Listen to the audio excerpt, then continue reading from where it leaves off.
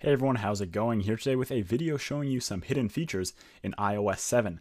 Now, if you're not sure, iOS 7 was released in beta form earlier this week at WWDC 2013. They previewed a bunch of features on stage, but I'm here today to show you some things that you may have missed, may not know about, and definitely were not shown to the public on stage. Some of them cool, some just a little tweaks here and there, and some I might not even show you. So go ahead and feel free to leave your comments down below if you notice something that I didn't place in this video, but here's the ones that I like the most. To kick it off, the first one is in fact Spotlight Search. If you're running iOS 7, you may notice that there is in fact no Spotlight Search if you swipe here to the left. The quick fix for this is simply drag down from any of your springboard screens, and there you go. You have Spotlight Search just in iOS 6, iOS 5, and there it is. I'm not sure if I like this yet. I think it's more clean that it's not there on the left because that was a little bit buggy, but sometimes you may accidentally drag this down, but that's how you access Spotlight Search, and surprisingly not that many people know it. It's not as intuitive as it was before. The next one isn't so much a hidden feature, but just something cool that many people don't know about. By default, the wallpapers are not set to dynamic, but if you go into wallpapers and brightness now, there are now two moving or dynamic, as Apple calls them, wallpapers to choose from. Much like Android Jelly Bean, as you see here, we have the bubbles. You can go ahead and set these as either one of your wallpapers, and they are live wallpapers. Again, it's about due time that these came around to iOS 7, but you can go ahead and set them, and also you can shift your apps, and it's hard to see here, but your apps will even move on top of the dynamic wallpapers themselves. So those dynamic wallpapers, and again, they're not set by default, so many people don't even know that they're there. Now this next feature is by far my favorite of all of them I'm about to show you. So if you're like me and you're someone who does like to take panorama photos on your iPhone 5, I have a couple of them here. This one is of the Hoover Dam in Las Vegas, Nevada. And I'm going to go ahead and show this to you. I set this as my lock screen.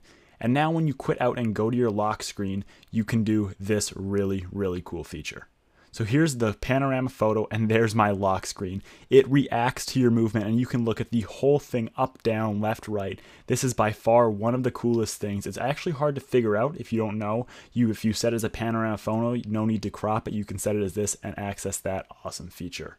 Now this is one of the highly touted features, but they didn't show it off much, nor is it easy to find. What it is blocking of contacts on your phone. So you have to go into your messages first. I'm just covering up my numbers here. And if you scroll to the very bottom, you see here you have the option of blocked contacts. If you go ahead and click this, you can choose any number from your contacts, or you can add one that they will not let come to your phone calls, messages, or FaceTime. It won't show up on your phone. This is a really nice feature, long awaited, and I'm glad it's here.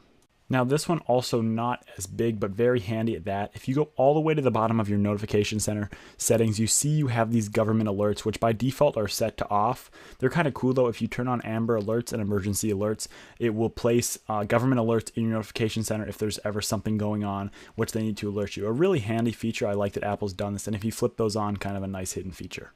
This next one is also really cool, and it's been long requested, and what it is live zooming while filming a video. So as you see here, I've started to record a video, and I can zoom in and out while I'm actually recording. In the past, what you had to do was zoom into your preferred distance, then shoot the video and record it at one stable point. Now you can zoom in and out live as you're recording video, and in all honesty, the degradation of quality is not that bad. The zoom is about 2 to 3 times, not as much as a full camera zoom, but the quality is really not that terrible for how much of a zoom you get. A nice handy feature.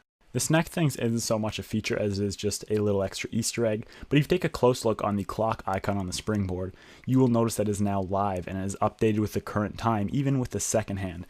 If you're familiar with jailbreaking and all, this is one of the very popular tweaks called Live Clock. They've now just implemented this into iOS 7. It's just a nice little fun handy thing to have there, the clock that updates itself.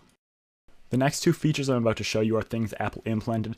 They're going to kill off a lot of applications. The first one is the implementation of a QR code scanner right into Passbook. So anyone who uses Red Laser, apps of the like, basically those now become useless as the QR code is a stock app or a stock feature right on your device. You can go ahead and scan it and import it into your Passbook. Also, as you see here, we now can go into our compass, and we actually have a live level. So anything like iHandy level or apps like that are now also rendered somewhat useless. You place it flat on the table here, and as you can see, we are on a level table, 0 degrees, and it lights up nice and bright green. So that is in the stock app. You have to swipe to the right, and you'll be able to get a level right on your iPhone without installing any extra apps. Now this last one is also something that is long overdue. Through many glitches and ways around this, we can finally put newsstand into a folder.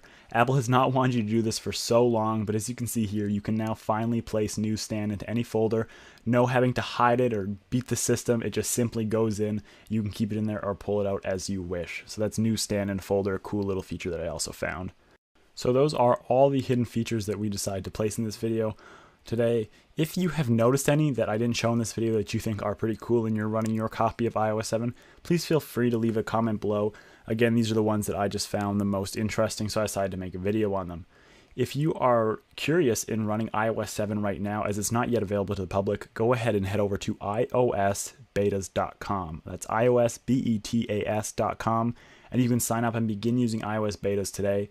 It's not available yet to the public until the fall or later with the launch of the next iPhone, but you can begin to use yours today if you head over to iOSbetas.com, get registered as a developer, and then start using iOS 7. It's a really cool software. It has lots that has been improved, and it's awesome. Thanks so much, guys, for watching. Hope you liked the video, and I'll see you in the next one.